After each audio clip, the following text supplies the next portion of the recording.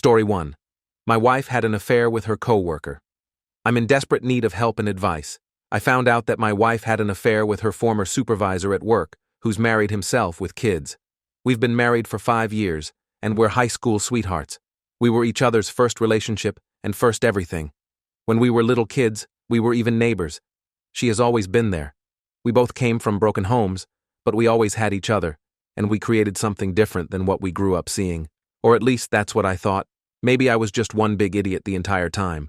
I still work remote while my wife has since gone back to being in person.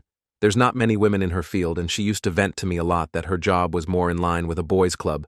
Her AP, who was still her supervisor at the time, was one of the good ones, supposedly, and looked out for my wife at work recently. My wife received a promotion, and I was so happy for her. She was now a supervisor herself. This came some new responsibilities, such as having to take a few business trips during the year. Her first trip happened last week, Wednesday through Friday. Before she left, I told her that I'd be rooting for her from home, and she told me that she'd be leaving her heart with me and to take care of it. That's something she always says to me. Whenever we have to be apart on Monday, she came home from work early. I could immediately tell that something was wrong. She looked overwhelmed, and there was a red mark on her right cheek. My wife is pale and tends to bruise easily. I asked her what happened, but she only asked me to hug her, said she just wanted to feel my embrace. I hugged her, and after a few moments, she proceeded to say, "There was an incident at work." She sat me down on the couch and made the confession that has destroyed me and completely uprooted my life. She had sex with her former supervisor on the team lead trip. I couldn't even process. At first it was like I was watching it happen to someone else, or like she was going to reveal. It was a cruel joke. I think I would have accepted the cruel joke over reality. I was quiet during her whole confession, not saying one word. I was just in shock. Cheating is a sensitive topic for me. As it is, for a lot of people. My own family was wrecked by an affair my dad had. I'm the one who caught him cheating and told my mom. My dad and I's relationship is not good at all because he blames me for ruining the family, and he has never forgiven me. My wife saw what cheating did to my family and knew how much it tore me apart. Heck, she's seen me cry over this, back when we were teens, and she comforted me, and then she turns around and does this to me. To us, apparently, the man's own wife found out and confronted her husband and my wife at work. It was a big scene with employees and customers all present. The woman had called my wife white trash and slapped her after the slap. Other employees started interfering, and the woman was escorted out of the building. My wife then called her older sister. In her words, she said her sister scolded her and told her that she needed to tell me about the affair and that I needed to hear it from her. I still never said a word, and she asked me to please say something. The only thing I could muster up to say in the moment was, I needed her to tell me what happened on the trip. She said, on the second day of the trip, she went out for drinks with the other team leads and that the group stayed out late, and she felt like she needed to participate for a team bonding experience throughout the night. Each team lead wandered off until it was only her and her former supervisor left, and they went back to his room to listen to music. He kept complimenting her and telling her how sexy she was, and that if you were me, he wouldn't be able to keep his hands off her. He eventually kissed her. My wife told me she doesn't know what came over her and that she wasn't thinking clearly, but she let him keep kissing her, which then turned to him groping her. They progressed to having sex. I didn't want any more details because I couldn't take it, and I got up off the couch telling her to stop. She reached out to take my hand, but I moved away and told her not to touch me. She broke down crying and started profusely apologizing and begging for forgiveness, saying how it was the biggest mistake of her life, that she hates herself, and she wishes she could take it back. She kept repeating how much she loves me and only me, that the alcohol clouded her judgment. I told her she needed to leave. She needed to call her sister to pick her up. She got up from the couch crying even more and tried to hug me, but I moved away again. She begged me not to do this, saying all kinds of stuff, like she will quit her job, give me full access to her phone, saying we'll do counseling. I couldn't keep it together. I told her if she wasn't going to leave the house, then I would. I didn't even stop to pack a bag or anything, but just went for the door. She grabbed my arm, I guess, to try to stop me from leaving and kept pleading for me not to do this and saying after everything we've been through that this can't be the end of us. Despite everything, seeing her in that state and leaving her behind while she was crying still tore me apart because I love her. I love her more than I ever thought was possible to love someone else. But she broke me. She tossed our entire life in future away. I ended up going to my mom's house, and that's currently where I'm staying. I don't know how I kept my senses during the drive, but when I arrived I just cried. I don't even think my mom has even seen me cry as a teen or an adult. The only person who's ever seen me cry is my wife. I did tell my mom what happened, because I honestly didn't know how to keep it from her with me showing up at her place. In that way, she was brokenhearted over it. She and my wife always got along. My mom treated her like a daughter. That was their relationship. She didn't pass any judgment, but said I could stay as long as I needed, and tried to offer some words of comfort. Ever since I left, my wife has been blowing up my phone with calls and texts, but I haven't answered or wrote back. The texts have basically just been begging me to come home and to talk with her, asking where I am and to please not give up on us. I just feel so broken. I thought I knew what this pain was like, but it's nothing compared to experiencing it yourself. I never thought my wife would do something like this. I always had the belief that there was no coming back from cheating for me, that the relationship would be over. But now I keep thinking, if I should give our relationship another chance, go to counseling together, and try to salvage the relationship. I keep thinking back to all the history we have, how much I love her, how he always felt like matching puzzle pieces, and how when I thought I had no one she was there. I don't know what to do. I don't know how to proceed. I'm at a loss update. My wife had an affair with her co-worker thanks to everyone for the advice, concern and resources with everything going on. I haven't been able to respond to every comment or message, but they've been very much appreciated. This week has been the most excruciating. I feel like a helpless kid again, who can only watch as the world around me falls apart, and I'm going through it without my wife who has been my best friend and support. I was certain I didn't have the whole story, so yesterday I looked into contacting OBS. I knew I needed to hear what she had to say in order for me to get some clarity. She wouldn't have any agenda to lie or withhold whatever information she had from me. I found her FB account and wrote her on Messenger.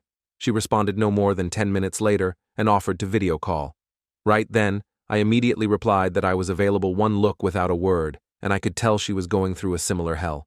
Like me, she said that shortly after being escorted out of the workplace last Monday, she actually tried to get in contact with me, but couldn't find my details. In fact, one of the last things she said to my wife was threatening that she was going to tell me. When she was saying this, all I could think of was how my wife rushed home that day, and how her sister told her that I needed to hear about the affair from her.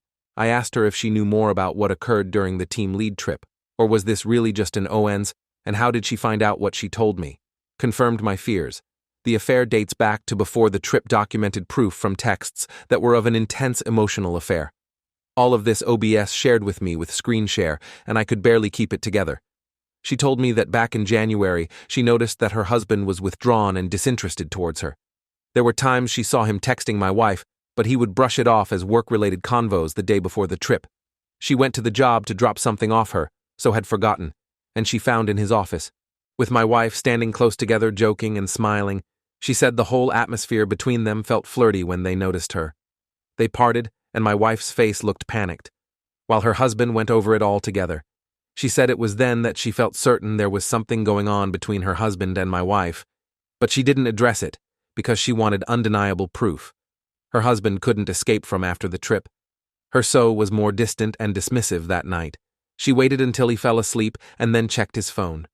She went to his text thread with my wife, where everything was there, to see intimate texts back and forth before the trip. It started as an emotional cheating. Others were of a piece saying that it was impossible for him to focus at work.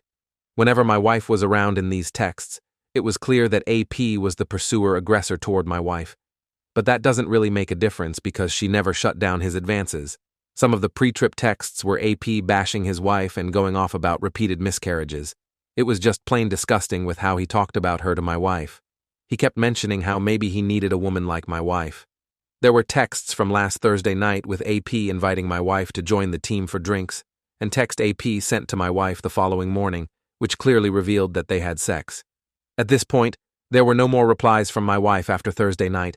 I didn't think it was possible for me to hurt any worse, but here I am. Osby said it took her everything to remain calm, as she didn't want to alert her twins sleeping in the other room, but she didn't wake her husband up, nor confront him immediately. She said that in her heart she was done with him, and that for her, he had crossed a line he couldn't come back from. She said she was more angry than she'd ever been during their marriage, and that through her anger, she was set on humiliating him like he had humiliated her. So she faked her smiles and acted like everything was fine, and waited until Monday, where she was going to out him at work in front of his peers, underlings, and customers. She said this confrontation had been brewing for a while now. Apparently it was only a coincidence that my wife was at work that day as well. When OSB saw my wife with AP and another employee, she decided to target my wife too. When she went on to calling out my wife tried unsuccessfully to get her to quiet down, though BS then started saying her husband had no signs of remorse in the slightest, but only anger at her public outburst. I learned from her that AP was fired the following day, after the confrontation. She also kicked him out of the house and said one of the hardest things in her life was having to explain this all to her twins. I had an idea of what she meant, because I saw my own mom have to do the same thing. After my dad, she said that this whole ordeal showed her who her husband really was, and while her husband pursued my wife, nonetheless, my wife still had a part in the affair, and that as a woman, she had no sympathy or respect for my wife whatsoever. I told her I in no way fault her for that, and that she has every right. She actually apologized to me for her husband's role in the affair. I literally was at a loss for words for a moment, and then I apologized for the part my wife played, and she said that her and I are now a part of a club. We never wanted to be in a club that Arsos forced us in. She asked me about my wife and I. I told her that I honestly didn't know what I was going to do, but that I wasn't currently staying with my wife. She wished me all the best, and I did the same to her. And before ending the call, we exchanged numbers. So if we ever wanted to talk again, every raw emotion was only heightened. I confided in my mom about what I learned, and she still didn't voice any judgment, but I could tell that she's upset with my wife. A part of me feels great happiness that AP is losing everything, his job and his family, and that maybe he's out there suffering as well. But I'm not proud of that feeling at the same time. I feel immense guilt over that, because a wife is losing her husband, and children are losing their family as they know it. Those kids are in for a whole world of pain. I feel anger also towards my wife for doing this to us, for breaking our vows, and for putting my health in jeopardy. We did have sex after she returned from the trip, and the post-trip texts hint that protection wasn't used. I do know I should resume contact with my wife regarding the information OBS has provided me with and demand a timeline, but at the same time I feel even more lost than I was when I made the original post. I feel like I'm just drowning here. Story 2. I accidentally caused a war between my family and my brother's wife's family with one innocent text message. So my brother's wedding happened 2 days ago, and it turned into a complete chaos, which I know even though I don't were there. You might wonder why I didn't attend the wedding, if it's my brother's. Well, it's because of his wife's family. He did send me an invitation to the wedding because he wanted me there, but his fiancée told him I couldn't attend because I had a boyfriend.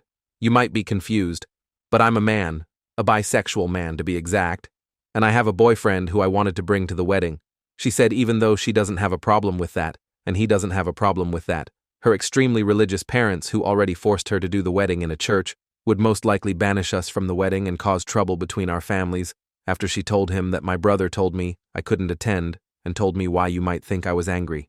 The truth is, I was relieved. I hate going to big events with lots of people because of my social anxiety, and I already was used to not being able to attend certain events because of my sexuality, so it was nothing I haven't heard before. So at the day of the wedding, I stayed at home with my boyfriend. It's worth mentioning my parents apparently didn't know I wasn't attending the wedding. I was chilling at home, cuddling with my boyfriend, when I suddenly got a text message from my parents asking me where I was, because they couldn't find me at the wedding party. I told them I wasn't attending the wedding, and if my brother hasn't told them anything, they said no, and asked me what happened. I didn't saw any reason to lie, so I sent them a text message telling them exactly why. Now I have to admit, I don't exactly know what happened after I sent them this message because they read it, but didn't reply. And why do they care in the first place? They didn't notice I wasn't there before until the wedding was already over. They only noticed when the wedding party started. However, apparently my parents talked to my brother about it, and all of a sudden my absence was the main topic of the wedding party. From what I heard, two fronts formed. On the one hand, my parents and the rest of my family against the family of my brother's wife, and apparently he, as a husband, now felt compelled to take her side and tried to argue in her favor. It's crazy to think that I was just sitting at home living my best life with my boyfriend while all of that went down on his wedding. The wedding party was ruined, and my brother appeared on my door angrily screaming at me why I felt the need to ruin his wedding. I was confused and asked him what happened, and he told me everything. I told him. It wasn't my intention. I just told our parents what happened, because they didn't know and wanted to know where I was, and I thought he told them beforehand. He screamed at me that I ruined his wedding. I told him, it's not my fault. He wasn't honest with them. I just respected their wish to not attend the wedding. I couldn't know it would go down like this, because like I said, I couldn't attend several events before because of my sexuality, and my parents never said anything about it. So I thought it would be the same thing here. But I gotta admit, it's kind of sweet that my parents and the rest of my family stood up for me. They haven't done it before. That's a more than welcome change. But I still feel kind of bad, because apparently I really ruined the wedding party update, one posted on June 2nd, 2023. Update. I accidentally caused a war between my family and my brother's wife's family, with one innocent text message. Didn't thought I'd give an update. But many interesting things happened. So after my brothers visit his wife, and went to honeymoon, and the way the wedding party went might have been even worse than I imagined.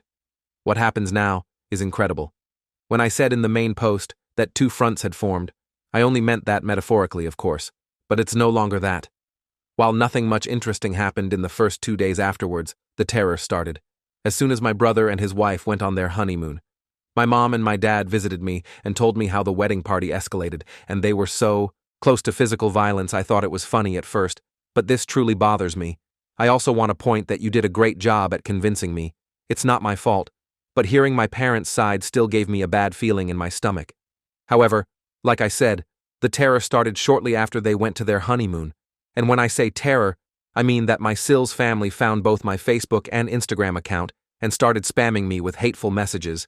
I received insults and hateful messages from various different accounts who all had one thing in common. They all had somewhat of a Christian theme, and all of them had the same last name, so it wasn't hard to find out whose accounts it was, mainly because I don't know my Sales family at all. I only know her, and I know her parents were homophobic Christians, but whatever, they not only started attacking me, they also found the account of my boyfriend over my account, because we're linked as a couple, and started to send them the same messages. The messages contained on one side typical bigot stuff like, "You're burning in hell for your sins." One even called me and my boyfriend two devils in disguise. The other side were just blatant insults. You get the idea. I called my parents and told them what they are doing. Then I sent a text message to my brother with screenshots of the messages his wife's family sent me to, which he replied that I shouldn't disturb him with that during his honeymoon as I already destroyed his wedding party. I couldn't believe it. He was just like them. He did send me an apology after my mom told me she called him, but none of this is the main reason I'm giving you this update this early, because I got a call this morning from an unknown number. I hesitated because I thought it was one of them, and I was right, but it was none of the people who insulted me. I heard a woman's voice who introduced herself as the half-sister of my brother's wife. She said it didn't went unnoticed what her family was doing, and she wanted to apologize for them. I told her I'm not going to tell anyone in her family about this, and that I don't blame her for her family's actions. She thanked me and hung up. I don't know why, but I have this feeling she only did this to protect her family from being reported. My mother wrote to me earlier that she wants to report the insults and the harassment of these people, and that she demands for my brother to divorce his wife, or she will disinherit him from her will, because that's not how she raised him. A little radical in my opinion, but I understand where she's coming from. This entire thing escalated so much. It's unbelievable. Thank you all for your support on my first post in between updates. I posted this on his profile. Why am I so casual about this entire situation? Some of you were wondering why I seem so calm and casual in the update, when I'm discriminated against. The truth is that I am in a relationship with my boyfriend for 3 years now, and the things that happen now are nothing. Compared to what I've been through, I receive hateful messages almost daily, not only from their accounts but in general.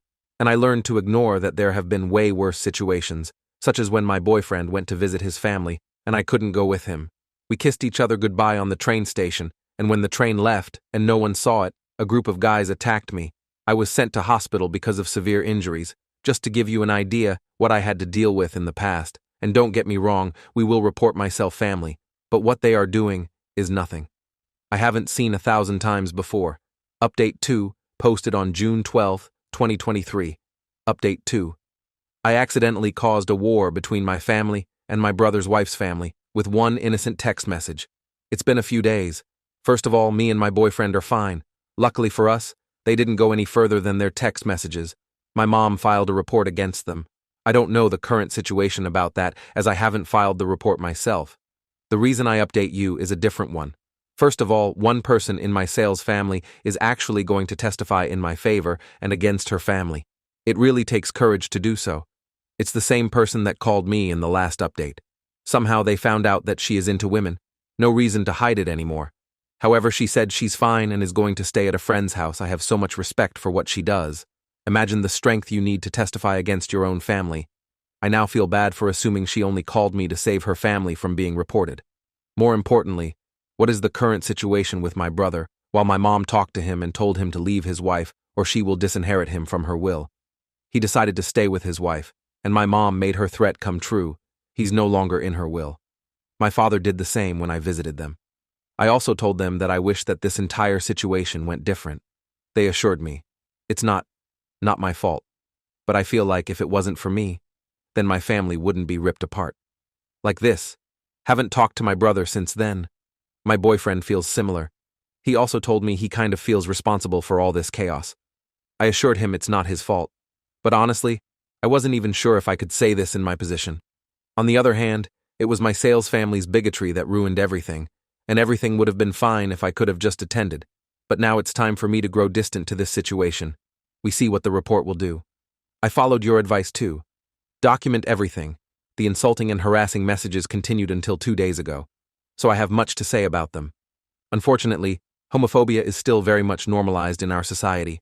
I already said it in a post in my profile, but the reason I'm so calm and casual about the situation is the simple fact that I'm used to situations like this. They don't get to me anymore. If I let any insult get to me, I wouldn't make it for a long time. It's a coping mechanism. I've been into situations where I was sent into hospital because I kissed my boyfriend in public, so insults and harassment like theirs is nothing I haven't seen before. I want to say thank you for all your support on my first 2 posts. Update 3 posted on August 22, 2023. Final update, I accidentally caused a war between my family and my brother's wife's family with one innocent text message. I think some of y'all are waiting for an update, so here I am. Keep in mind that this update will probably be the last one. So last time I told you my mother was pressing charges against them, and to my surprise we won. They weren't going to jail or anything, but they had to pay for their actions. Literally, there was one incident where my still dad was actually trying to find out where I lived and asked my brother who told him. Only God knows what he would have done to us if we still had lived there. But in the time span of the last 2 months, me and my boyfriend moved to a different place, which my brother didn't know anything of. Also, their social media accounts were deleted. However, I don't know if this was part of their punishment, or if they did it themselves. My mom has also carried out the threat towards my brother and disinherited him from her will. After he came back from his honeymoon, he begged her to put him in again. She said only if he apologized to me. She invited me and my boyfriend over, and my brother sat in the living room with this mad look on his face. She made him apologize, but I didn't accept this apology because I could tell it wasn't sincere. He did it because he had to, and not because he was actually sorry. I told my brother that I am disappointed in him for who he became before, that we had this huge bond, usually never judged each other for stuff like this, and all of a sudden he has such a problem with me having a boyfriend. I just don't get it. I told him that I missed the old him. He didn't respond to anything. He just sat there quietly staring at the bottom. After I finished, he just got up and left. This was the last time I spoke with him, and it's already been a few weeks since this happened. My parents paid much more attention to the discrimination I faced since this incident. They wanted to learn more about the problems I face as a queer person. I really love them. My dad even got a bisexual pride flag for me and asked if he could hang it in our bedroom. I love that. I have such great parents. I just wished for my brother to become the person he once was. BTW, since the case with my sales family is over, I didn't heard anything about their lesbian daughter. She supported us during the process, but we lost contact afterwards, and I just hope she's fine. Story 3. Rich girlfriend's father disowned her for keeping her cheating mom in her life, so some of this is just to get stuff off my chest. My girlfriend just got completely cut off. She just went from getting a large monthly allowance to nothing. Meanwhile, she has rent due next month. Her personal savings will keep her afloat for a few months, but reality hasn't sunk in yet. I live with her, and we split utilities, so that softens the blow a bit. But she is fully responsible for rent, because half the rent in this place would quite literally be my monthly income. Thankfully, she has options. She is well liked by my parents, and they've said we can both move in with them, but she refuses to do it. She refuses to change her spending habits, and on her current trajectory, will burn through $50K in savings in less than 6 months. I love this person, but I'm starting to see how divorced from reality her upbringing has allowed her to be. The worst part is that I feel partly responsible. I've allowed my girlfriend to spoil me rotten. We've been living an upper-middle-class life as college students. I certainly wasn't complaining. The only good news is that she has amazing credit, but if she doesn't adjust her lifestyle, it won't be that way for long. More info, She is a full-time student and has never held down a real job before. Real being not working in some way for her parents. Her income is zero, so there is no splitting stuff evenly. I've tried to talk about it, but it's not an experience I'm familiar with. It's funny how when you have a lot of money, there's no need to talk about it. I'm not going to abandon her or make ultimatums. She is responding with apathy about it. At this point, I'm not worried about it. What happens, happens, and it's hard to break through that. She has savings, but she just doesn't seem to get that. They are going to run out. I'm not going to move out, but I can send a message through my actions that I don't 100% agree with what she is. If I move, it will be to my parents. I work a part-time job as an engineering intern. I simply don't make enough to live on my own in this city. I'm definitely going to try and get her to budget, if only to see that what she is doing now won't work over the long term. Part of me thinks that she doesn't seriously think this is permanent, and there's no reason for her not to think that. And another part of me thinks that she doesn't care that she is burning through her savings. I think she is ultimately a reasonable person too. She has just never had to deal with any of this stuff before. The rent is very high. A part-time job is not going to help her too much. There are definitely areas where she can cut back. Though, we go out to eat into movies. Occasionally. We eat organic as much as possible, and she spends a significant amount on clothes, SL beauty items, services for herself, and to a lesser extent on me, and clothes, SL toys, SLF food, SLM medicine for our dog. As I said, I know where and how to cut back. It's just a matter of getting her to do it. Her parents have never done anything like this before. She has always been Daddy's little girl. Daddy is going through a divorce, however, and he wants his little girl to cut her mother out of her life since she cheated on him. Basically, he is trying to ruin his soon-to-be ex-wife in every way possible. It's really ugly. He made it sound as if it was about her grades, but in reality, he is trying to punish her for not cutting ties with her mother, as all of his other kids have. He doesn't give a bod about her grades. He is still paying for her education. He just stopped giving her funds every month. Now her father was the victim of being cheated on, but it's pretty low for him to punish his daughter because she still wanted to talk to her mother. However, I know this guy well enough to know how much he loves his daughter, and even though I'm not a betting man, if I was, I would be willing to bet that he caves sooner or later. Update 1. So we had a nice pillow talk last night as suggested by a few people in my initial post.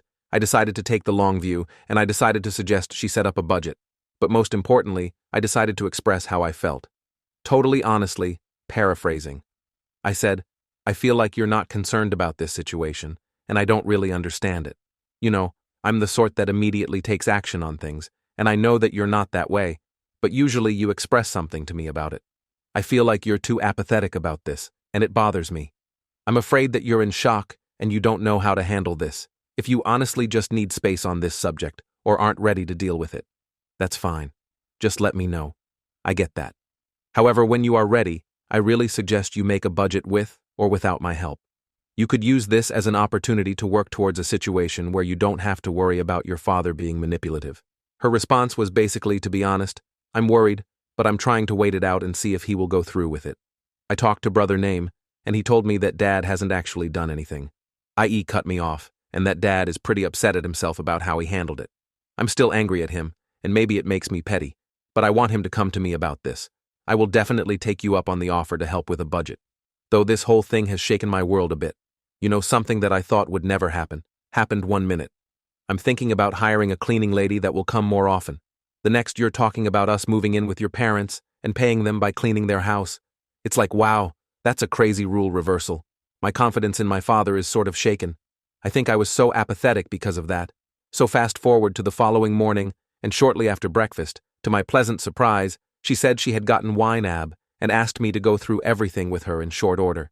It was really clear to her that things needed to change, a huge amount, and it clearly wasn't a pleasant experience for her, but she stuck with it. After we were mostly done, we took a break and went to go run some errands together. She was pretty quiet in the car until she decided to call her father. The conversation was quite personal, but as it turns out, he didn't really want her to cut her mother out of her life. It seemed he just wanted acknowledgement from his children that he didn't fail them by divorcing her. He grew up in a place in time where divorce was frowned upon. He told her that an hour after he told her she was cut off.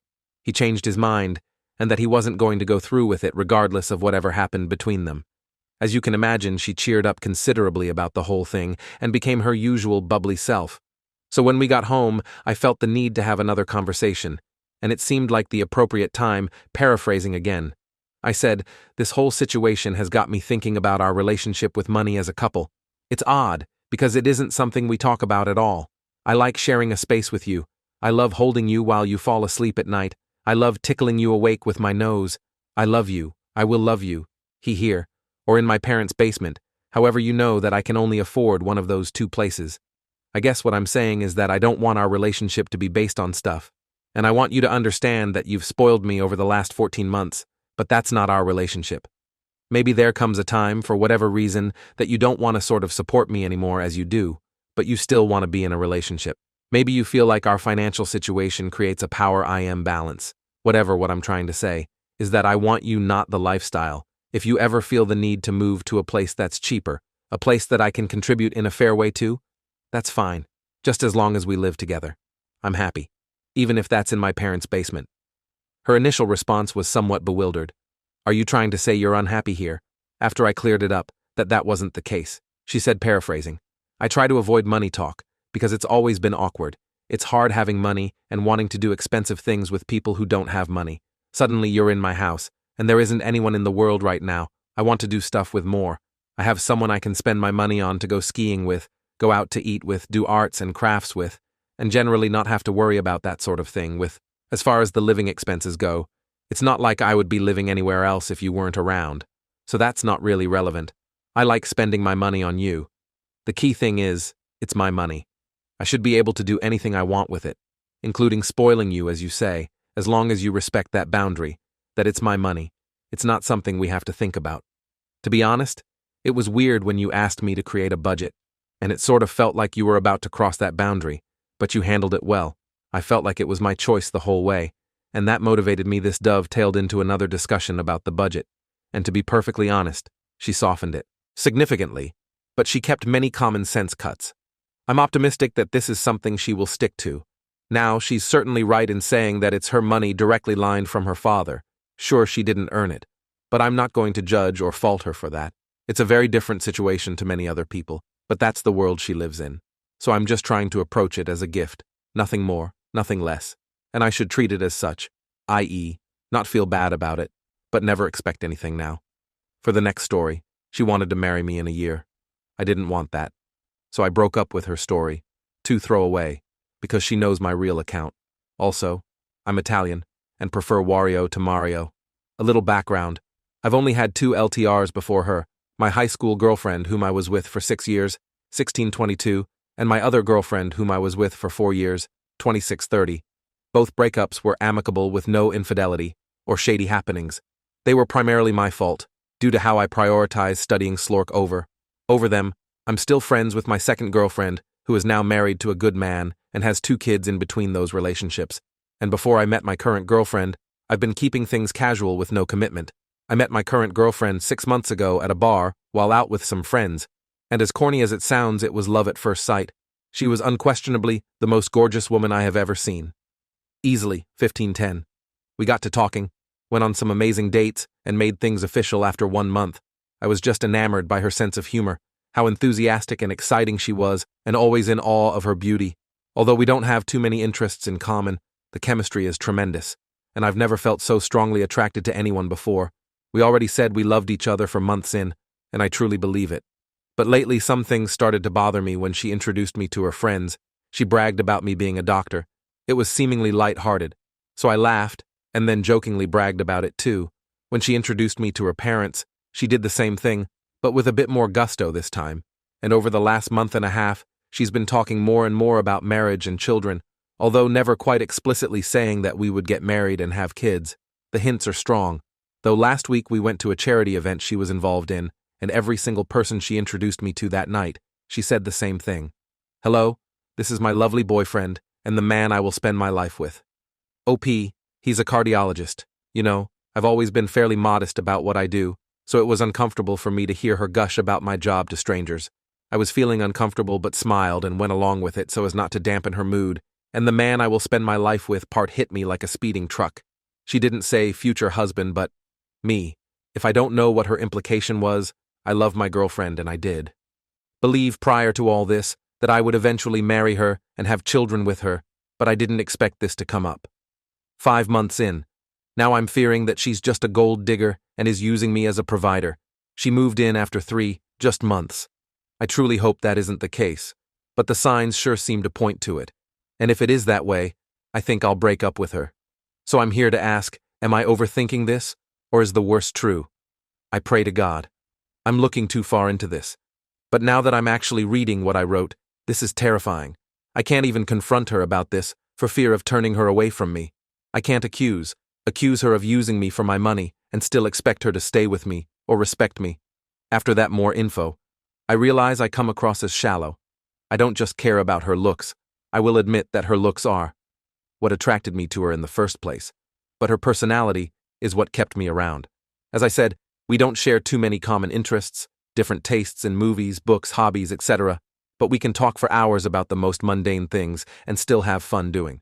So she is delightful, easygoing, and hilarious. A joy to be around, and we do connect really well. It's not just about appearance and sex. Despite what some posters are saying about me, my friends get along with her well enough, but don't really feel we're right for each other. My mother is dead. My father doesn't like her too much and says she's shallow. I respect my father more than anyone else in the world. We got into a fight over what he said, but this was still when I was pathetically blind in love with her. She works in retail and said she wants to be a stay-at-home mom, like her own mother was. She doesn't really contribute financially to the household, but she does take care of the household stuff, vacuuming, cooking laundry, etc. She handles most of it. I pay the bills myself and also pay for new furniture, appliances, etc. She does pay sometimes when we go out, though. I don't want to pay for everything for her. I would like her to lend more of a hand to our finances, but given our income gap, I understand why she won't. I know I was stupid to agree to her moving, and after only 3 months, but I was so hopelessly blinded by love that I forced myself to only see the good in letting her move in so early, and she was having some problems with her roommate, so I was willing to help her out. In any case, I'm not really interested in having children right now, so I always use a condom, and she is on birth control, and a prenup is a necessity. If we do get married, the speed at which things are going, the massive disparity in our incomes, her incessant mentions of marriage and children, and introducing me as a doctor to every single person she wants me to meet, is what makes me think that she's with me, only because I'm a doctor. And the thing is, I hate telling people I'm a doctor. I didn't even tell her until the 3rd date. I don't like being paraded about update. She is a gold digger. I was fairly certain of this before I spoke to her, but then a Redditor argued the following points and helped me see things more clear. Few common interests, certainly not a necessity, but often people in relationships share at least some interests. Short courtship. There's no hard rule about this, but cohabitation after 3 months is generally frowned upon because neither party really knows what they're getting into.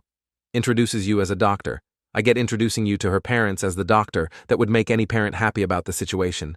But to everyone else, shouldn't it just be my wonderful boyfriend? Income disparity? Again, there is nothing wrong with people from 2 different economic groups falling in love. But the gap has to be relatively large. No hinting at marriage and kids after 6 months. Dude, as much as you don't know her, she doesn't really know you. It's certainly possible that she's just immature, but with everything else past relationship history, from your comments having lots of short relationships, is again not a bad thing in and of itself, but you have to wonder why they were so short. Was it the guys? Could be, but the common denominator is her financial contribution. From your comments, she doesn't contribute to your shared household. Now, if this was discussed and established beforehand, well, whatever works for you guys, and she works in retail, so she can't be an equal contributor with you. But it seems like you have taken on the provider role as a default without actually talking about it. So all of these things taken together would certainly indicate that she is a gold digger. But I was still willing to talk it out in the hopes that I would be wrong. So Saturday night, I took her out to dinner at a M-level restaurant. The first bad omen was that she got a bit miffed and asked why we weren't going to an elegant restaurant, like we usually do. I said, I didn't want to spend hundreds on a meal that night. I could tell she was annoyed. The food at the mediocre restaurant was still great, but she wasn't very happy during the meal. After dinner, we came home and I told her I needed to speak to her about future plans. First, I explained that we need to spend less on luxuries and save up for retirement and for my other projects. This is also true as I do intend to retire within the next 20 years, and I'm looking to get into real estate. She was upset about this. Next, I told her I don't have any interest in marrying soon or having kids, yet this isn't a lie. I truly do not want to get married or have children. Yet she got upset again, saying I'm just getting older and that soon I won't be able to have a family. She said it was not fair to her for me to keep stringing her along without committing, and this caused me to do a double take. What the bay? I let her move in with me. I pay all the bills. I buy her tons of all the time, and I'm strictly monogamous. What other commitment aside from the fancy wedding is there? I told her this, and she was now visibly frustrated. She said that she wants marriage and children. Soon I told her she can do that with another person. Since we're not on the same page, she started yelling at me for being an... So I told her that one day I would marry her, probably within the next 3-4 years. I thought this was reasonable enough, but she said she wants married Mar. Now she wants to be Mrs. Opp by this time. Next year I told her that we could definitely get married early, but only if we get a peer up. She flipped out, screaming that I don't trust her and think lowly of her. I brought up every point the Redditor mentioned that I put at the top of the update. I mentioned everything from the income disparity to the astoundingly fast pace of the relationship, to her constant parading me around as a doctor. I told her that all of those facts, as well as her present behavior, proved to me that she's a gold digger. I told her we were done. At this point, she breaks down into tears and is mumbling incoherently. I tell her I'll help her find an apartment and cover her expenses for a month. I called her friend, who's on good terms with me, to pick her up. She left soon after without much protest. She's still at her friend's. She's been texting me, asking if she can come home. I agreed, and she's coming back tomorrow. I'll serve her the eviction notice tomorrow. I plan to help her search for affordable housing, and I'm willing to help her get on her feet. I know she's a gold digger and doesn't deserve this courtesy, but the last 5 months have been pretty great, and I feel it's the least I can do. Eventually we will phase out into no contact. That's it for me. It's sad that things turned out like this, but like a few users pointed out, it's better to end things now than years into marriage when I have nothing to talk about with her, because we share almost no interests.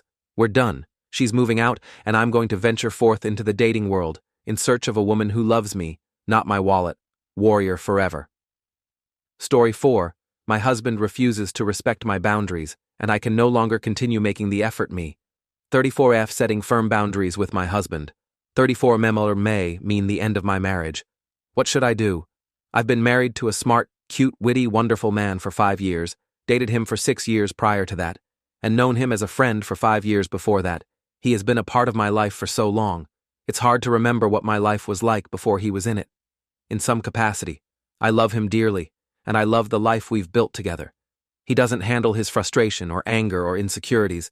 Well, he has a lot of trust issues, despite the fact that I haven't done anything to merit distrust, which he will acknowledge. His trust issues stem from legitimate childhood trauma and will frequently presume worst intentions. Sometimes he might see something small in his brain, will draw conclusions like, wife hasn't put the dishes away, even though I never asked it, and there are plenty of times I don't put dishes away. Therefore, she doesn't respect me, or prioritize our relationship frequently. In arguments, his feelings will take precedence over my own. I do my very best to listen to his feelings and acknowledge empathize with them, but in the heat of the moment, very frequently, my own feelings become things for him to react to rather than listen to, and thus the discussion about his feelings continue while mine never get addressed. We've been in couples counseling for years now.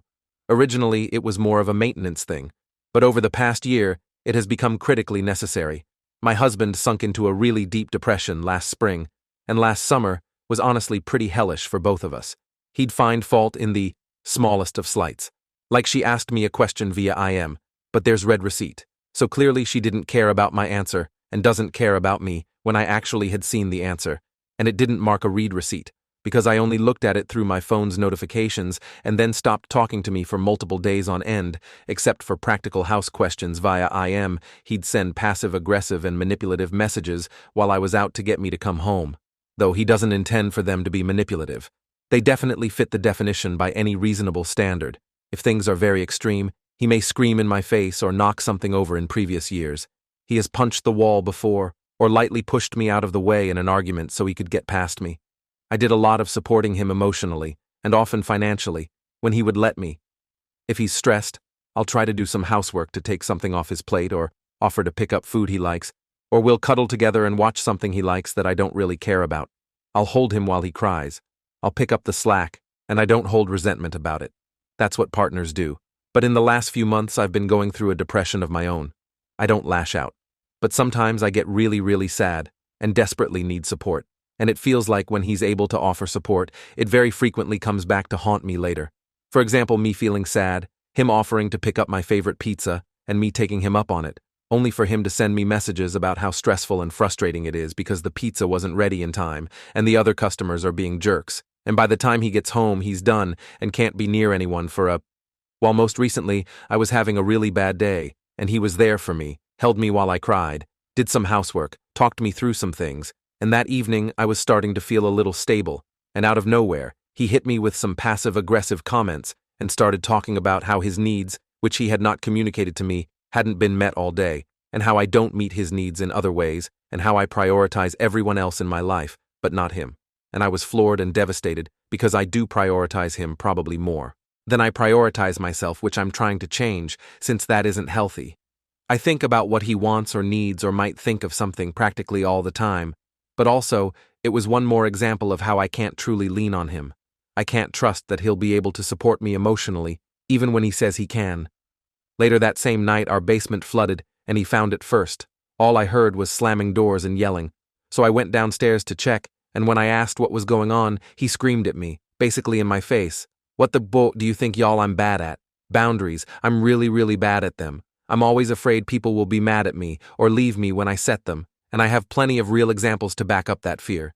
So it's not exactly unwarranted. Over the summer, during therapy, I set some explicit boundaries of things that were not okay in arguments. Things like screaming, throwing things, passive-aggressive comments, etc. I've tried since setting those boundaries to make it known when they were saying ouch, or that wasn't an okay thing to say, or I need to leave the room until we can discuss this calmly. Every inch of enforced boundaries has been painful and really hard, but I'm trying. But the screaming, and especially right after the day of supporting me and then lashing out at me without warning after, was one thing too many. We're in a crisis right now, because among other things, I've set a firm boundary around the screaming.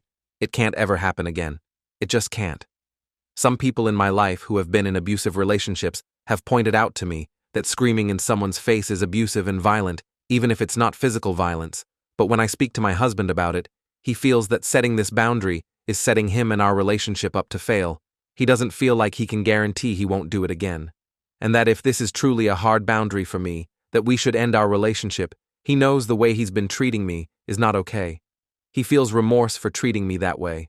I know that I'm not perfect, and I have work to do of my own, among other things, setting and enforcing boundaries and untwisting myself from the pretzel shape I've become to accommodate my husband's needs, SLW wants, and in this list of problems I haven't mentioned all of the good things. As with any post like this, there are amazing positive things in our relationship too. We share values politically and personally. We play video games together and travel together and have fun together and care deeply about each other. He can be so kind and lovely. He's passionate about doing good and helping other people. Is it reasonable for me to have this hard boundary? Obviously, with or without that particular boundary, we are really struggling right now and may or may not be able to make this work. I keep thinking, if the boundary was, you can never hit me again, instead of you can never scream in my face again. No one would think it was an unreasonable boundary, even if the hitting happened, rarely, as the screaming has. It seems to me that if someone can't guarantee they'll be able to manage their anger enough to not scream in someone's face, anger management therapy might be necessary. And I don't mean this flippantly. He apparently found out recently that he also has high blood pressure. So this seems like a potential health issue as well. I brought this up as an option and got no response. I don't want my marriage to end. I didn't say those vows lightly. The idea of breaking up this relationship feels like I'm being torn apart, but I can't stay with things the way they are. I can't. And it feels like he's saying things are not going to change quickly, that he wants to change, but it's going to be a journey. I don't know what to do. Update me 34F setting. Firm boundaries with my husband. 34. M. May mean the end of my marriage. What should I do? So the first thing I want to do before giving my update is to thank all of you for chiming in. It can be really hard for me to be confident in my own perception of the world and of reality, and being able to get input from total strangers was enormously helpful. My update, I stuck firm to the boundary I set. In addition, I told him that what I needed from him was one, for him to go to anger management therapy or some other immediate intervention, help two, for him to find a way to be a supportive partner to me when I'm having a hard time and have that not turn into being all about his own needs, and 3, for him to not only tolerate but actively encourage me to set boundaries, at least in the short term. I told him that essentially, my trust in his ability to respect my boundaries was broken, and that rebuilding that trust would take a lot of work, including him supporting and encouraging boundaries, even if he didn't like them or felt they were overcorrections, which he was saying that this no screaming hard boundary was, after a lot of back and forth of him, essentially telling me he didn't know what I wanted from him, despite me articulating the above several times, while alternatively and continually pushing back on many parts of what I was asking for, and in the meantime, I'm continuing to occasionally get upset and send manipulative passive-aggressive messages and not respect boundaries. I was setting in the moment. I told him that something drastic needed to change. I asked him for a separation, but told him I wanted to continue to work on our relationship and date through the separation. I felt that separating might be the only way he and I had a chance of saving our relationship, because living together was doing continual damage that was going to be hard to recover from. He said he needed some time to think on it. A week later, he came back to therapy with me and told me he no longer wanted to be married or in a relationship with me, at all. That was devastating enough on its own. At first, we were kind with each other, even had a few nights of hanging out and commiserating over our shared grief. He asked for 3 months to get his finances in order before moving out, and I agreed. But then one night last weekend he picked a fight with me and again started sending manipulative passive-aggressive messages. I thought he might have been drunk, so I messaged in the morning, but he doubled down and said even worse things. I stayed out as much as possible for the rest of the weekend, but Monday morning he was stomping around the house getting ready for work, screaming at the cat, slamming doors, and I was hiding in bed and flinching at every noise. I ended up taking a sick day because I was such a mess. That day I messaged him and told him that he was behaving in an emotionally abusive way and that I didn't feel safe in the house with him and that we needed to revisit our timeline for him moving out. I also told him that I had been terrified to tell him this, that I was shaking. Even sending the message he minimized his behavior, acted incredulous, and asked how soon. I told him. End of April. He freaked out and said he needed until July. Then he did a complete 180, said a friend would lend him the money and he'd be out by early April. He spent all week packing and visiting apartments, and now he's moving out this Sunday, which is a little bit of a relief, but is also such a strong rubber banding move that I'm certain it's him attempting to take control of the situation, and I'm sure his story to everyone else is that I don't care about his pain, and I'm kicking him out early anyway. That pretty much brings us up to speed.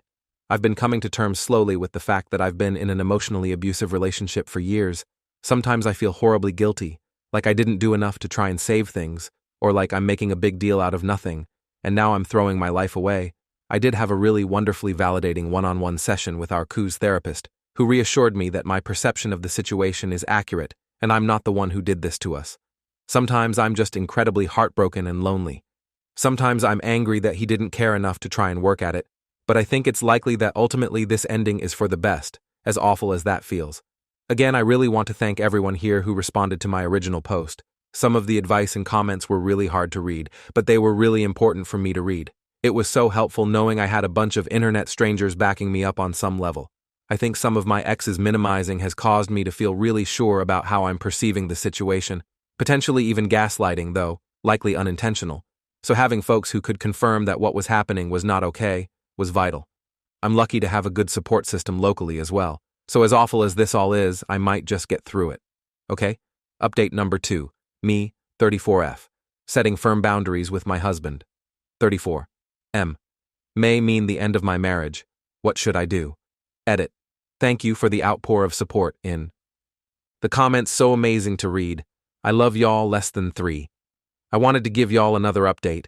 Hopefully the last one. It's been about a year since my original post, 10 months. Since the first update, my ex did move out. Thankfully moving day was uneventful. And then he was gone.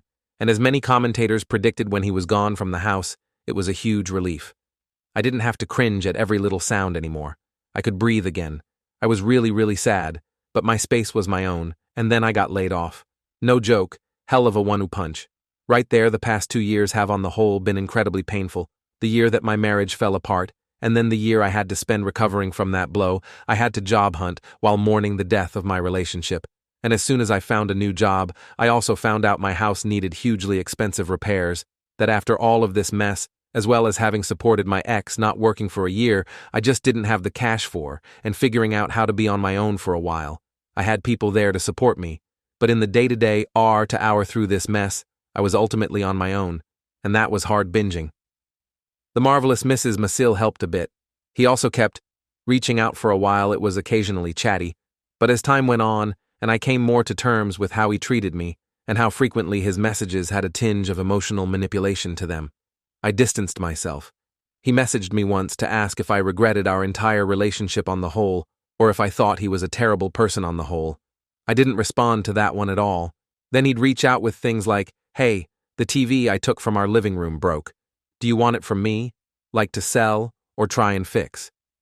I've been doing my best to keep my responses short and clear in ways that don't invite follow-up. Lately he's been wanting to have a post-mortem conversation, to which I said that I wouldn't be ready to consider whether or not that be a good idea until our legal ties were ended. He also just messaged to ask if he could be my roommate, because his rent is really high. I have no words. The good news. And there's thankfully quite a lot of it. The new job I got is possibly the best job I've ever had, a step down in salary, but I'm super happy with the work and the people in the location, and I've been getting rave reviews from coworkers and management enough that I think I can probably negotiate a decent raise in a few months. I had to get a new car as, well, new to me, but purchased used since my ex got the car we shared in the split, and I was nervous about negotiating and buying a car by myself, which I'd never done before. But I did it, and managed to negotiate the dealer about $1,000 down, and I absolutely love the car. Also, I met someone new. This person reminds me of my ex, in a lot of ways. Things like shared hobbies and creativity and sense of humor and charm, but very different in some really important ways. He treats me really well. He's thoughtful and kind and generous, not just to me, but to everyone in the conflicts. We've had very few. We are able to talk through them calmly. No yelling, and he shows me how much he respects and cares about my perspective and boundaries and autonomy. He's not broken and doesn't need me to fix him, and I'm not broken either. Thank God, maybe carrying a bit of extra baggage, but such is life. This relationship is still new, but it feels like a game changer for both of us, and I'm excited to see where it leads. And one more bit of good news, I will officially be divorced on Friday. Yes, the day after Valentine's Day. XD. There are a few more loose ends to wrap up after that, but not many. I wanted to provide this update in part because I know it can be nice to see updates from folks, but also because I wanted to give a bit of hope to anyone who might be in a situation like mine. It can get better. It really, really can. I'm actually happy. It took time and hard work, and things aren't perfect. I'm definitely going to need a lot of time to recover financially, and I'm still sometimes processing the weight of 11 years of emotional abuse, A+ for therapy, but I'm actually truly happy. Sometimes I wonder how much of the depression I'd been feeling before he left was the result of how much emotional weight I've been carrying for so long, as in mine without truly being aware of it. It's so easy to feel like that dark tunnel is all there ever will be when you're in the middle of it, but I'm out in the sunshine now, and it feels amazing. Story 5. An older woman is attempting to take on a mother, my boyfriend, who is currently dealing with grief, and I'm becoming increasingly concerned about it. We've been dating for 1 year, plus 3 months, and his mom was diagnosed with terminal cancer. He had to move home several states away. I moved out at his request for 3 months, got my own place. His mom and I got along amazingly. She even left family jewelry to me, and her will. He told me about his friend 25F, who'd had a crush on him in high school. Fine. He also told me that he'd stayed at her apartment for a night when he'd gotten there, also fine. But got weird when I met her mom. We went over to hers for dinner, and she and her mom only talked about how close he was to them. They told me that when he'd gone over to 25F's house, he'd stripped down to his undie so she could do his laundry, and that she did his hair. He'd never mentioned this. They have a special nickname for him and teased me for not using it. The daughter even went upstairs to change into the same outfit I was wearing. The mom was even more possessive for months now. She's iced me out over and over. I didn't hear from him for 2 days, and later found out she'd taken him on a trip to NY when he moved back. The mom flew in to help and asked him to stay in her hotel room for the night. He could have stayed at mine. I asked 1 bed or 2. He said my suggestion was gross. She's like a mom to him. She keeps crossing boundaries. She takes sips of his drink at dinner when I take a bite of his food. She immediately asks him to make her a bite this summer. They insisted that they all take a vacation together. I wasn't invited a few days ago. His mother passed. He decided to stay in his condo alone for the night. 50 SF flew in at 1 a.m. and went straight to his condo. There's no couch, and it's a 1-bedroom. She slept in his bed for 2 days. I was shocked, but I didn't say anything. This is not the time he can barely talk and is processing his grief. But I was so appalled and insulted. She also told me not to come over to check on him. She even asked me to drive her around and run errands for her. I ignored that and went over every time I tried to get close to him, cuddle in his bed, sit next to him. She took my place or made him move. Then she got ice cream on her shirt and she took it off in the living room. As I was laying next to him, she hovered over us. His uncle and grandparents seemed to have an issue with her too. He told me that she and his family were fighting over it. He never stops her from crossing the line. He needs to solve that, or I need to eventually walk away, because I can't feel like an intruder in my own partnership forever. Whip to ask for some boundaries here. Or am I being jealous and controlling? Update 1. An older woman is attempting to take on a mother. My boyfriend, who is currently dealing with grief, and I'm becoming increasingly concerned about it. I called him this morning. I haven't heard anything in 3 days. He was asleep. Whoops. Grimacing face. He said he would be driving back with her either today or tomorrow. He's taking the family dog, and it's a 14-hour drive. I asked him to let me know when he's coming and keep me in the loop.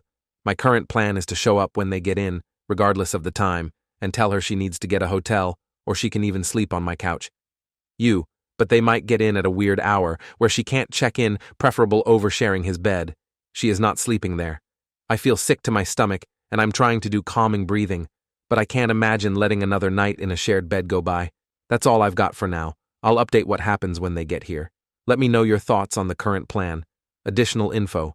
His mom has been terminally ill all year, and he's been in such a low place. I hardly saw him in person.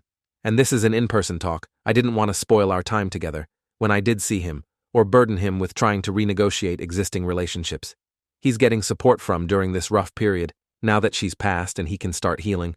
I'll wait a little while and talk this out with him. The really weird stuff started happening just recently when he's at his worst. So I've been holding off. He said about them stealing his water cups that he gave up trying to stop them a while ago because they keep doing it. So they kind of wore him down and are persistent on some things like that. He one time said something to the mom like, "Stop being weird around me," and they didn't talk for a week or two, but they worked it out. I don't know exactly what was said because I didn't dig into it, but that was the only time. And it was really early on when this stuff started, and then never again. Is he the sole beneficiary? SL, could she be after money? He is the sole beneficiary, but she is a very wealthy woman, and there's no reason for her to go after the inheritance. I also come from wealth, and they know I wouldn't be after his money either. So that's not a factor. I do think she would only be happy if he was with her daughter and have long thought that, but the daughter is dating someone else, so it's kind of a weird thing to hold out hope for. She flew him back to their home state 2 days ago, and beyond a text telling me they'd arrived, I've heard nothing since. I know he'll be back in the next few days. He has work next week. But I get a sick feeling when I think too much about it. I have no idea what's going on over there. RN Andy, I'm super concerned, but I don't want to blow up his phone either. I'm tired of walking on eggshells, though. I won't lie. I thought she was going to do a quick shirt swap. He was in the bathroom, and I figured if she was just swapping shirts quickly, it's no big deal. But she got distracted by her phone while changing, and stood on her phone in the bra long enough for her to come out of the bathroom, and the whole time he was saying goodnight to me. It's actually creepier than I described above, kind of wordy and hard to explain, but I'll do my best. She'd opened the little laundry closet and was standing by the little closet door like 5T from us, and it blocked my full view of her from where I stood. As we said goodnight, I'd moved there after she took her shirt off to try and give her privacy, if it was the quick swap I thought it was, but I could see her watching me give him a hug through the crack of the door over his shoulder. I was like, what the? Boyfriend's response to one bed or two. He seemed grossed out by the suggestion there was anything sexual between them, and I do genuinely believe there is nothing blatantly sexual going on from his end, and that realizing the stuff she's doing is grooming-esque will be a huge eye-opening shock to him. I think he's been conditioned to see her as mama bear or mother hen for him and his friends. There's another guy our age that she has a similar closeness with, and he thinks this is all totally platonic because they've broken down his barriers one by one slowly. So when I first came onto the scene, his mom was not a fan. He said she felt replaced by this woman even before it got really crazy. So I didn't bring it up much with his mom, since it was a touchy subject. As his mom got worse, this friend started coming over to his house and befriending his mom. I think she put up with it to make him happy and make him feel supported. As he was dealing with her getting worse, that woman was a saint. I adored her the moment his mom passed. She pissed off his grandparents and uncles immediately. After spending the last 2 months befriending them, she has a son already. But I had a holy moment yesterday and realized there's another guy our age that she has a similar closeness with, like my boyfriend. And I realized this is a pattern. There's girls in the friend group that's always at their house, so I didn't connect it before, but she isn't close with the girls, like she is with my BF. And this other guy, he is single before you ask. Update 2. An older woman is attempting to take on a mother. My boyfriend, who is currently dealing with grief, and I'm becoming increasingly concerned about it. So he texted me, saying he was in the car, headed back, and I couldn't stop myself. I said something, and I'll provide exact quotes from the texts below. Dash me have a safe drive, but I need to be upfront with this. Where is the friend staying tonight? I think she needs to get a hotel room. Him don't think we making it the whole way today. Got a pretty late start. Probably a hotel, then drive remaining tomorrow. But we will see. I don't want to kick her out right now. She leaves Sunday morning BC. No flights tomorrow. Me, are you comfortable with her sleeping in your bed? Him, I don't care. To be honest, she's like a parent to me, so it's never made me uncomfortable. I'm sorry, if that makes you uncomfortable. I don't have my couch yet, otherwise I would sleep there. But I'm not going to make her get a hotel when she's like family to me. I need you to be okay with this right now. Please, I can't handle more questioning about my decisions than my family has already done on every single day for the past week. So please just say, you are okay right now. We can talk about this a different time if you want to, but I'm barely keeping my mushroom together, so wow. I was speechless. I know he's struggling hard, but I couldn't believe he would blatantly say her staying over was more important to him than my clear discomfort. I do want to have an in-person discussion about this with him for those who would say, leave now. I hear you, but it's hard to do a 180 in a day edit. I made a mistake on the last update, left out 2 middle text by accident, but the overall message was the same. Update 3, an older woman is attempting to take on a mother. My boyfriend who is currently dealing with grief, and I'm becoming increasingly concerned about it. Forgive the delay, we talked yesterday, but I was tired and didn't get to typing it up. We talked in person. Basically, he agreed with everything. They won't let him have a relationship, and they need to stop the weird. He agreed he wants us all to be friends, and I said I could try if and only if the weird stops now and forever. I doubt it. He agreed she's possessive and controlling, and it needs to stop. I challenged why he'd say this now, but on Friday, I said there's an issue. He told me to leave it alone. Felt hypocritical. He said if he puts up boundaries with them, they will retaliate his word against me and blame me for ruining their friendship. I pointed out how toxic and unhealthy that is, and he agreed. I want action taken. Words don't mean much now, if he can't put up boundaries immediately and hold to them. I'm gone. But even if he does hold to it, I can't constantly worry about this. She can't fight to posies and control him every time there's a crisis, especially not a mutual crisis. House burns down, pet dies when I'm struggling too. I am still lost at what to do here. His mom died a week ago, and leaving him after he just said he wants to fix it is tough when it's just us. Things are fantastic for those saying leave now, greater than I do hear you. I'm not shutting my ears to you. It's a lot to switch from seeing a future to considering leaving it all right now. Story 6. I will leave my adoptive family overnight. All I leave them there will be a letter. I was adopted by a family when I was 5. I don't know. My biological parents. The family already had 3 children, 3 girls. Apparently after the first girl they tried for a boy, but it always ended up being a girl. So after 3 girls they adopted me to finally have a son in the first few years of my life. They treated us all well. My sisters, however, were never able to accept me. They saw me as an outsider who doesn't belong in the family. Actually, it was the oldest one called Alicia who poisoned the other 2 called Maria and Juliet against me by telling them that our parents would treat me better because I was a boy, which wasn't true. In fact, all 3 of them protested against me getting a room in the same floor as them, and my parents gave in. There was a spare room in the basement where I had to sleep. Now this, however, just led to them making fun of me, calling me names like cellar rat and many more things. I just shrugged it off, assuming that's how siblings treated each other. But I realized that having my sleeping room in the basement somehow also affected the way my parents treated me. Sleeping down there felt like I was out of sight for them. They lost interest in me, and I became less significant and important. While on the other hand, they started to focus more on my sisters when I was 13. They completely lost interest in me. It was like I was a homeless person living in the basement. They missed all the appointments I had. They didn't care about my grades. They never even called me to eat. Sometimes, I would come upstairs and see how they already took away the plates. If I was lucky, there were leftovers that I could eat. Do you think I got presents for my birthday? No, because they didn't even know my birthday in the first place.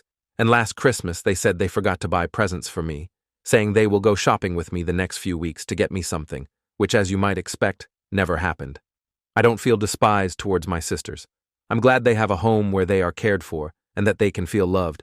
I just don't understand why they would adopt me if they just throw me away like a piece of paper. I think they just wanted to have this feeling to have a son for some time, but then realized they could never love me like one of their own. and putting me into the basement was the last straw. That is when they completely banished me from their minds, and I just can't do this anymore. I decided to pack my things and leave. I will do it tonight. I stay at a friend's house for a while, and try to look for a job that hopefully gets me enough money so that I can rent an apartment. And after that, I will never look back. I decided to leave a letter behind in my room. I wouldn't be surprised if they never even find it, let alone notice that I'm gone. I use a throwaway for this, but I actually don't know why. I thought I don't want them to see this. But now that I think about it, I could send them this post. I don't know why I even write this in here in the first place. I feel so desperate. Maybe I want this because I hope that someone is interested in me and my story update. I will leave my adoptive family overnight. I'll leave them. There will be a letter. I didn't expect to give you an update so quickly, but in the brief time span between my post yesterday and this one right here, so many things happened that I have to update you right now. Let's start by what happened yesterday. First of all, I never expected my post to blow up like this. This is absolutely insane. I tried to read all of your comments and answer all direct messages, but it's just too many. So I'm sorry if I ignored you. Many of you had great advice, such as taking all my documents with me and go to the police, which I wanted to do today. Let's go through everything that happened chronologically. After reading through many comments, I decided to take my documents with me. So with the evening before my adoptive parents went to bed, I snuck into their bedroom and took all documents that I could find and waited for nightfall. I packed my things and left when all of them were asleep. Everything went as planned. I silently left the house and went to my best friend's home. He had an apartment in a neighbor city, so I had to walk for a while. I arrived at his apartment between 2 and 3 a.m. He had a spare bedroom that he used for visitors who might want to stay for the night. We agreed that I could live with him as long as I want. He only expected me to find a job quickly, and if I do that, he wants me to help him pay the rent for it. I was fine with that. I slept through the night into the morning. I started looking for jobs immediately, but now, a few hours, something more than interesting happened while I was on his laptop, still looking through the online job advertisements and collecting them. The doorbell rang. He opened the door, and I heard a familiar voice, but it wasn't one of my parents. It was one of my sisters, Maria. To be exact, the middle sister. I heard how she asked if I was here. He wanted to lie for me, but I decided to talk to her to find out what she wanted, so I appeared behind him, and she weaned. "Thank God you're here," and hugged me. I was completely overwhelmed and surprised and didn't know what to say. And then she told me how she found me, and this is where things get more interesting.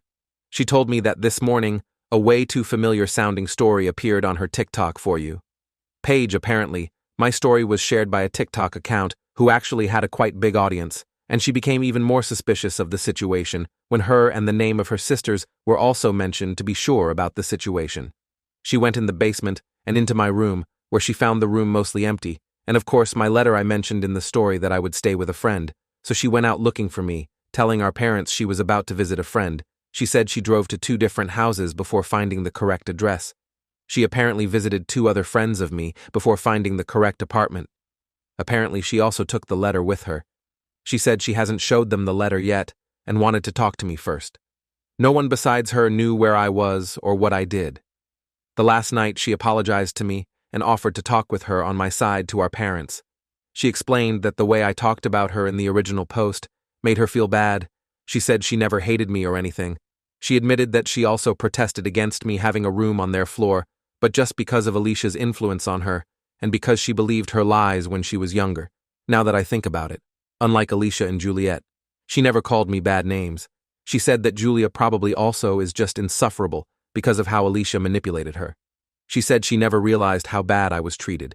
She never gave a second thought about me because Alicia spread rumors that I was just very socially awkward and overall didn't like any of them, and that I would just lock myself inside the basement like the worst introvert and all of that. And as a reason for her claim, she just reminded them that I was adopted, and that is why I would try to make myself the outsider. I said to her that this might explain why she and Juliet might have been like that to me, but not why my parents would have behaved that way. She replied that she also can just make claims here without any proof, but she thinks it's because even between them Alicia is the golden child. As the firstborn, her and Juliet are only the failed attempts of them having a boy, and her being. The golden child made it easier for her to manipulate both of them into believing the lies she told them. Then she said that she knows that Mom and Dad would be pretty easy to manipulate if you know how, and then she gave me 4 options. 1, I could come with her right now and talk with her to my parents. 2, she would let me think about it and leave, but not tell my parents. 3. I refused to go back with her entirely, but she would tell them about the letter without telling them where to find me. 4. I refused to go back with her entirely, but she would pretend to not know anything, but maybe stay in contact with me. I picked option 2, and she gave me her number. She said that if I decide to give them a chance, she would support me, but she would understand if I refused to, and now we are here. I don't know what to do. I would lie, if say I wasn't tempted to give them a chance. But on the other hand, if it's true that Alicia is the one behind all of that, I don't know if I want to deal with her again. Update 2. I will leave my adoptive family overnight. I'll leave them. There will be a letter.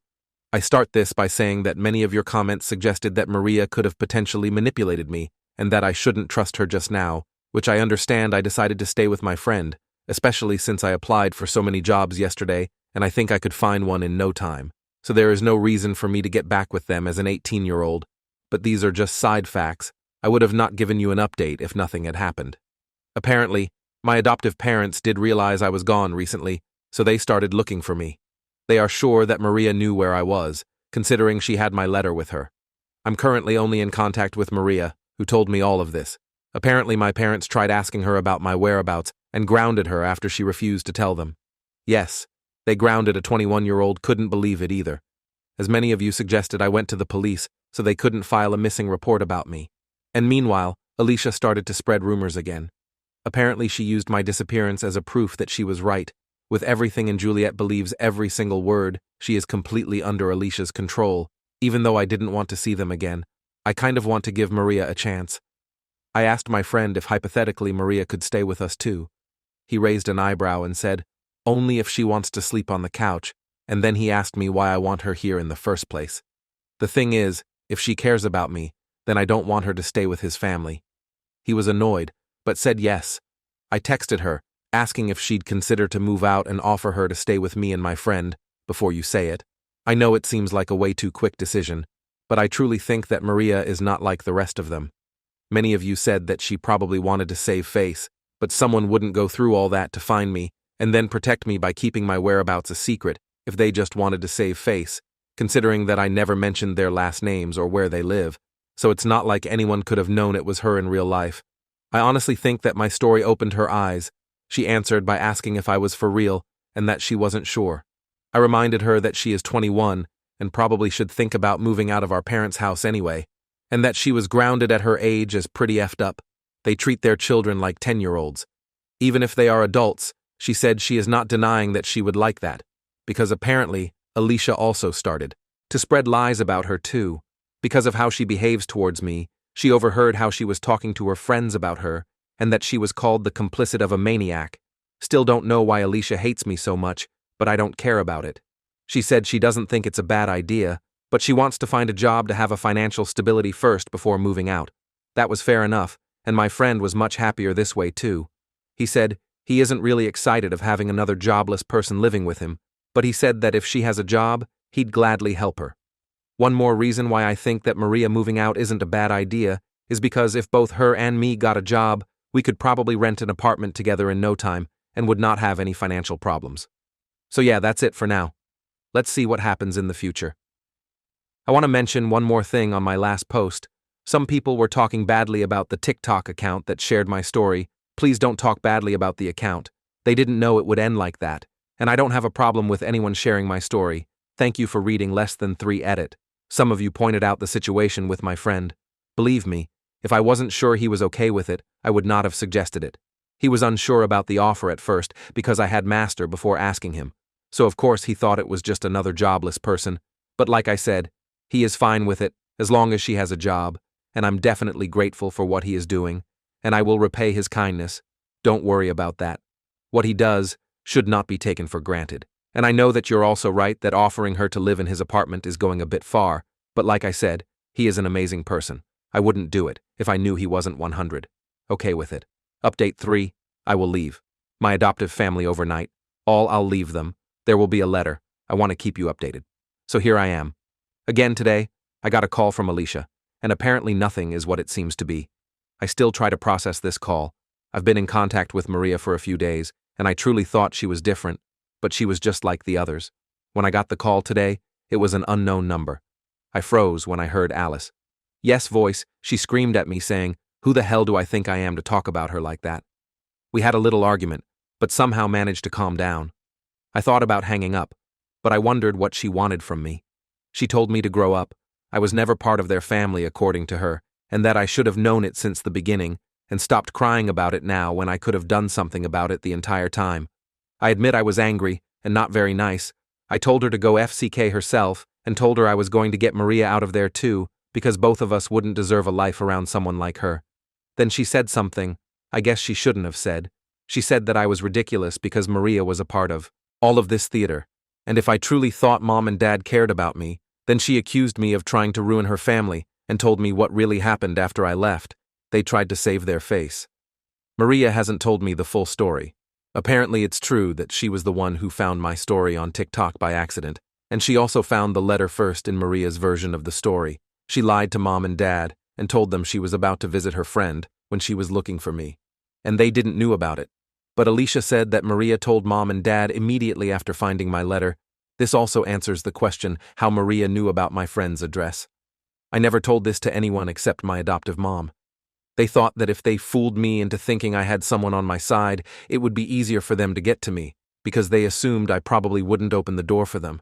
I couldn't believe it, and asked why I would believe someone like her to, which she replied, "Who do you think gave me your number?" Then she demanded me to take down my posts, and hung up. Honestly, I kind of believe her, but it also proves that they are all the same. They try to manipulate me to get back with them to save their reputation. Many of you guys warned me about this, but even after everything that happened, I didn't want to believe someone could be this evil. But that's it. I will cut any contact with them. I am not taking my posts down. Everyone deserves to know what these people are. I cannot believe I tried so desperately to see the good in them. Oh, some of you might want to know that. I also apologize to my friend for offering room that wasn't mine to begin with. I understand your critique about this, and you are right. I crossed a line there. With that being said, the chapter adopted family is hopefully closed now. I try to focus on my life, and maybe someday I will find someone who truly loves me. I might keep you updated if anything is going to happen, but think this could as well be the last post of this throwaway account. Wish me luck. See ya.